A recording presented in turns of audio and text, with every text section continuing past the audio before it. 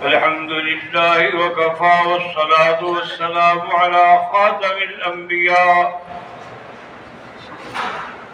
سيدنا محمد المصطفى وعلى آله المجتبى وأصحابه النجبى. اللهم صل على سيدنا محمد النبي الأمي الهاشمي وعلى آله وأصحابه نجوم الهدى. أما بعد فقد قال الله تبارك وتعالى في القرآن المجيد والفرقان الحميد: أعوذ بالله من الشيطان الرجيم.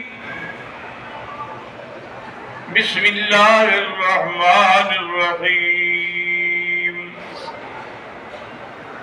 وبشر الصابرين الذين إذا أصابتهم مصيبة قالوا إنا لله وإنا إليه راجعون أولئك عليهم صلوات من ربهم ورحمة وأولئك هم المهتدون. قال النبي صلى الله عليه وسلم: ما أصاب عبد وصب ولا نصب ولا هم ولا حزن ولا شوكة يشاكها إلا كفر الله عنه سيئاته، أو كما قال النبي صلى الله عليه وسلم. صدق الله العلي العظيم وصدق رسوله النبي الكريم، ونحن على ذلك لمن الشاهدين ومن الشاكرين، والحمد لله رب العالمين. رب اشرح لي صدري ويسر لي أمري واحلل عقدة من لساني يفقهوا قولي. رب زدني علما. برادران اسلام، دروس حرم میں الحمدللہ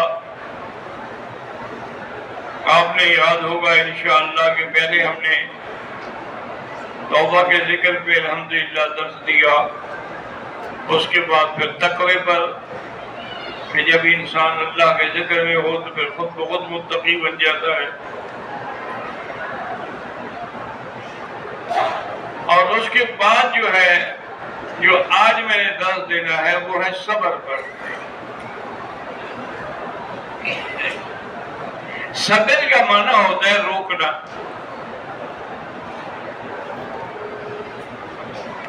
اب آگے جا کے پھر یاد رکھیں کہ صبر کے 3 ارکان ہیں۔ اپنے کو گناہوں سے برائیوں سے روکنا، یہ صبر کی ایک قسم ہے، اور دوسری اس کی قسم یہ ہے کہ نیکی کے کام پہ جمے رہنا، یہ بھی صبر ہے۔ اور اسی طرح صدمے کے وقت میں بھی آدمی صبر کرے، مصیبت کے وقت میں صبر کرے، کیونکہ دنیا میں زندگی میں خوشی بھی ہے، غمی بھی ہے، موت بھی ہے، حیات بھی ہے، دکھ بھی ہے، سکھ بھی ہے۔ تو لازمی بات ہے کہ انسان کو اللہ کے حکم پہ راضی رہنا چاہیے اور صبر کرنا چاہیے۔ حضور صلی اللہ علیہ وسلم کی بیٹی بی بی زینب رضی اللہ عنہا نے پیغام بھیجا کہ حضور کی خدمت میں کہ جلدی ہے، میرے بیٹے کو تکلیف ہو گئی ہے۔ ماں کا دل تھا بھی اللہ کا پیغمبر آئے گا، پڑھے گا، دعا کرے گا، شاید میرا بچہ بچ جائے۔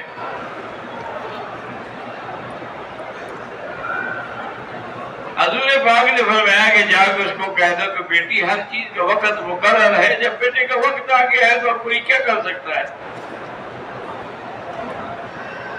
اور ساتھ یہ بھی بتا دیں گے ان للہ ما اعطا وللہ ما اخذ فلیصبر ولیحتسب، کہ بیوی اللہ دیتا ہے، اللہ ہی لیتا ہے، صبر کریں اور اللہ سے ثواب طلب کریں۔ یہ تو بڑی بات ہے کہ کسی کا ایک بچہ چلا جائے اگر، یعنی فوت ہو جائے معصومیت کے دور میں، تو قیامت والے دن وہ اپنے والد کی شفاعت کر کے اس کو جنت لے جائے گا۔ ایک عورت نے عرض کیا حضور اگر 2 بچے چل جائیں، ہمیں 2 بچے ہیں تو وہ بھی جنت میں لے جائیں گے۔ ایک بیوی نے پوچھا حضور اگر کسی کے 3 بچے مر گئے ہوں، آپ نے وہ بھی جنت میں لے جائیں گے۔ بلکہ آپ نے فرمایا کہ اگر کسی کا آدھا بچہ بھی گر گیا ہے، یعنی اسقاط ہو گیا، بچہ سالم پیدا نہیں ہوا، وہ بھی اپنے والد کی والدین کی شفاعت کریں گے اور وہ بھی ان کو جنت میں لے جائیں گے۔ لیکن شرط یہی ہے کہ صبر ہو، اگر صبر نہ ہو تو پھر کوئی فائدہ نہیں۔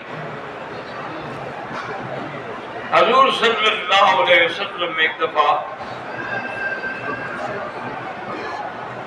ایک قبرستان کے قریب سے گزرے، وہاں دیکھا کہ ایک عورت بیٹھی ہوئی ہے اور بڑا زور شور سے رو رہی ہے۔ حضور پیچھے کھڑے ہوئے فرمایا بی بی صبر کرو۔ اس کو یہ پتہ نہیں تھا کہ میرے ساتھ اللہ کا نبی بات کر رہا ہے۔ جاؤ جاؤ اپنا کام کرو، جس کا مرتا ہے اس کو پتہ ہوتا ہے۔ حضور ہٹ گئے۔ صحابی نے بعد میں جا کے بتایا کہ بی بی تمہیں پتہ بھی ہے کہ کون خطاب کر رہے تھے؟ مجھے تو نہیں پتا۔ حضور پاک تھے خود۔ وہ بیچاری دوڑی سیدھی حضور کے گھر پہ آئی، حضور سے آ کے معافی مانگی اور کہا حضور میرا وعدہ ہے کہ میں صبر کروں۔ اور میں اب صبر کرنے کا کیا فائدہ؟ انما الصبر عند الصدمۃ الاولی، جب آدمی کو صدمہ پہنچے تو فوراً صبر کرے، بعد میں تو سب کو صبر آ جاتا ہے۔ جب وقت گزرتا ہے تو ایسا آہستہ آہستہ زخم مندمل ہو جاتے ہیں، صبر آ جاتا ہے۔ اصل صبر تو وہی ہے کہ عند الصدمۃ الاولی، کہ جب مصیبت پہنچے تو فوراً کہے انا للہ و انا الیہ راجعون۔ ایک بچہ جب فوت ہوا، فرشتے نے روح قبض کی، اللہ کی دربار میں جب فرشتے گئے تو انہوں نے فرمایا قبضتم فؤاد عبدی، میرے بندے کے جگر کے ٹکڑے کو تم نے نکال لیا ہے؟ انہوں نے کہا جی ہاں حکم تھا، وقت مقرر تھا۔ انہوں نے کہا یہ بتاؤ کہ پھر اس کے باپ نے کیا کیا؟ انہوں نے کہا جی اس نے کہا الحمدللہ انا للہ و انا الیہ راجعون۔ اور نے اللہ تعالیٰ شکر ادا کیا کہ تو دیتا بھی ہے لیتا بھی ہے، اور پھر ہم سب نے تیری طرف ہی لوٹ کے آنا ہے۔ بڑا مختصر سا جملہ ہے لیکن اس میں بڑی چیز ہے کہ انا للہ، ہم سب اللہ کے لیے ہیں، وَإِنَّا إِلَيْهِ، اسی کی طرف ہی ہم لوٹ کے جانا ہے۔ جس طرح ہماری بزرگ جا رہے ہیں، فوت ہو گئے، ہم نے بھی تو ادھر ہی جانا ہے نا۔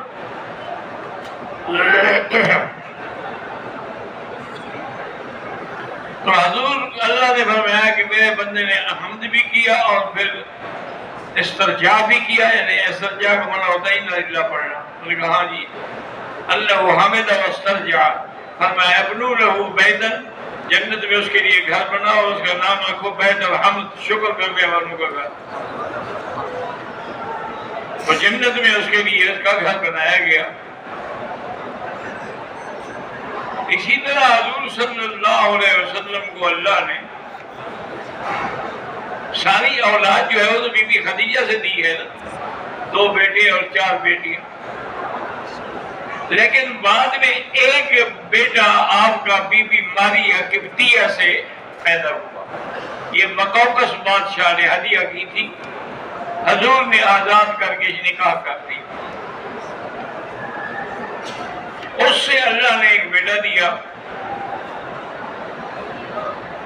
اس کا نام حضور صلی اللہ علیہ وسلم نے اپنے دادے کے نام پہ ابراہیم رکھا۔ حضرت ابراہیم خلیل اللہ حضور کے دادا ہے۔ اللہ کی شان یہ ہے کہ 16 مہینے یا 17 مہینے وہ زندہ رہا، اس کے بعد اس بیچارے کے لیے بھی اللہ نے موت لکھی تھی، تو حضور پاک نے اس کو گود میں یوں رکھا ہوا ہے۔ صحابہ کہتے ہیں کہ ہم نے دیکھا کہ وہ سانس لے رہا ہے، یہ نظر لگی ہوئی ہے، اور حضور رو رہے ہیں، آپ کے آنسو بہ رہے ہیں۔ تو صحابہ نے کہا وانت تبکی یا رسول اللہ، حضور آپ بھی روتے ہیں؟ اللہ، آپ نے فرمایا اللہ کے بندے، آنسو تو اللہ کی رحمت ہے، الدم و رحمت، آنسو بہانا تو رحمت ہے، وہ میدا کرنا جزا فضا کرنا منع ہے۔ یہ تو نہیں کہ روئی نہ آدمی، رونا تو ایک نعمت ہے، اللہ کی رحمت ہے۔ اور حضور اس کو گود میں رکھ کے بیٹھے ہیں اور فرماتے ہیں کہ یا ابراہیم واللہ ان بک لمحزونون، ہم تمہارے غم میں بیٹھے ہیں، ولا یکون الا کما یحب ربنا ویرضى، لیکن ہم کہیں گے وہی جو اللہ کا حکم ہے، انا للہ و انا الیہ راجعون، کیونکہ انہی کے لیے تو انعام ہے، اولئک علیہم صلوات من ربہم ورحمہ واولئک هم المہتدون۔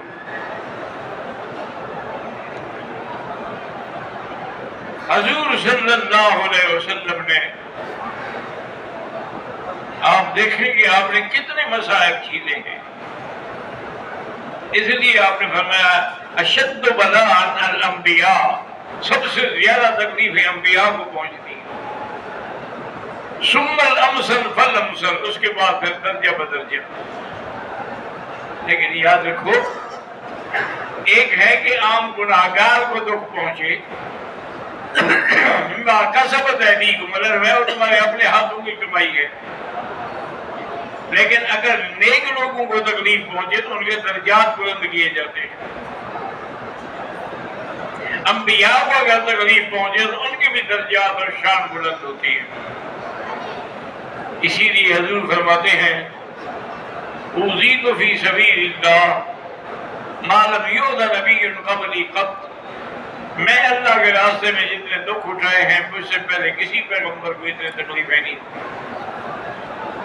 لیکن ہر حال میں حضور نے صبر کیا۔ یعنی آپ اندازہ کریں کہ آپ کو شیب ابی طالب میں 3 سال تک مقاطع، یعنی ایک قسم کی جیل کی زندگی گزارنی پڑی، لیکن صبر کیا۔ حضور صلی اللہ علیہ وسلم طائف تشریف لے گئے کہ شاید مکے والے بات نہیں سن رہے، طائف کے قبائل ہیں، کوئی شاید اللہ ان کو دل میں ہدایت ڈال دے۔ حضور نے ان کو جب جا کے توحید کی دعوت دی تو انہوں نے بھی اپنے اوباش لڑکوں سے کہا کہ حضور کو نکالو طائف سے، پتھر مار مار کے لگاؤ۔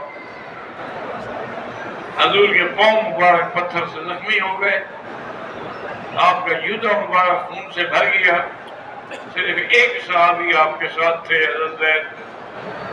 آگے آئے تو ایک باغ نظر آیا، اس نے کہا حضور اس میں جا کے بیٹھتے ہیں ذرا سائے میں، اور کوئی پانی بھی، لازمی باغ ہے تو پانی بھی ہوگا، پانی بھی پی لیں گے۔ آپ نے فرمایا ٹھیک ہے۔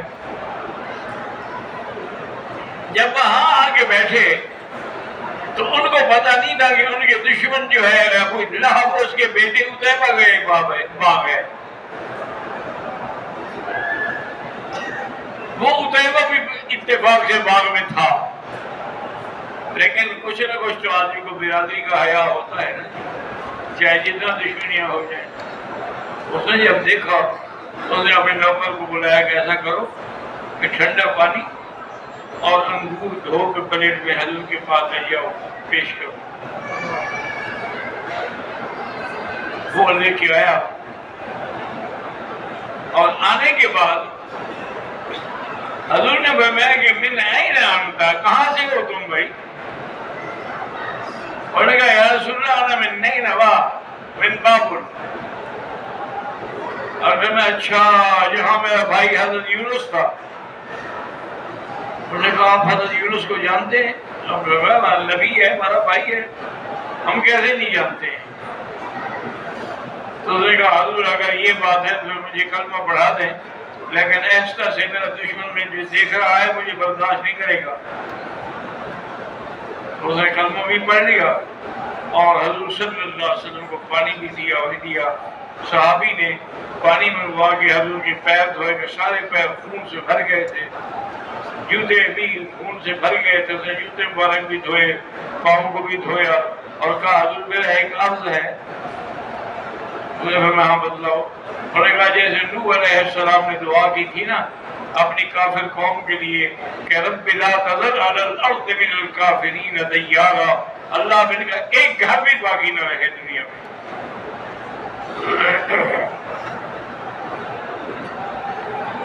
حضور پاک نے ہاتھ اٹھائے اور فرمایا اللہم اہد قومی فإنہم لا یعلمون، یا اللہ میری قوم کو ہدایت دے، یعنی وہ تیرے نبی کی شان کا پتہ نہیں. اس نے کہا کہ حضور میں نے کہا تھا کہ ان کو بد دعا دیں، آپ دعا دے. فرمایا وہ اس رحمتن، اللہ نے مجھے رحمت بنا کے بھیجا ہے، زحمت بنا کے نہیں بھیجا. میں برداشت کروں گا، میں صبر کروں گا، میں دعا دوں گا. میں قوم کو بد دعا دینے کے لیے، ہلاکت سے مارنے کے لیے نہیں آیا ہوں. اللہ تبارک و تعالیٰ نے قرآن پاک میں کئی مقام جیسے فرمایا وَاصْبِرْ وَمَا صَبْرُكَ إِلَّا بِاللَّهِ وَلَا تَحْزَنْ عَلَيْهِمْ وَلَا تَكُ فِي ضَيْقٍ مِّمَّا يَمْكُرُونَ. اور کہیں فرماتے ہیں وَاصْبِرْ نَفْسَكَ مَعَ الَّذِينَ يَدْعُونَ رَبَّهُمْ بِالْغَدَاةِ وَالْعَشِيِّ یریدون وجہہ. حضرت لقمان علیہ السلام اپنے بیٹے کو نصیحت کرتے ہیں تو کیا کہتے ہیں؟ یا بنی اقم الصلاۃ وامر بالمعروف وانہی عن المنکر واصبر علی ما اصابک ان ذلک من عزم الامور ولا تصعر خدك للناس ولا تمش في الأرض مرحا إن الله لا يحب كل مختال فخور. تو ہر جگہ صبر صبر صبر. اور ایک آیت بڑی مختصر ہے لیکن شان ربی دیکھے خدا بندی کہ ما يفعل الله بعذابكم ان شکرتم وآمنتم وکان اللہ شاکرا علیما. اللہ نے میرے بندے میں تمہیں عذاب دے کہ کیا کروں گا، مجھے کیا فائدہ ہے؟ اگر تم میرا شکر کرو ایمان لے آؤ تو میں تمہیں عذاب کیوں دوں گا؟ اللہ تبارک و تعالیٰ تو معاف کرواتے ہیں، عذاب تو نہیں دیتے ہیں. دعا کریں کہ اللہ تبارک و تعالیٰ ہمیں صبر جمیل بھی عطا فرمائے اور دین پر استقامت بھی عطا فرمائے. اور اللہ تعالیٰ جتنے لوگ ہمارے فوت ہو گئے ان کو جنت نصیب فرمائے. ہمارے دوست ہیں شیخ عبد المالک مسجد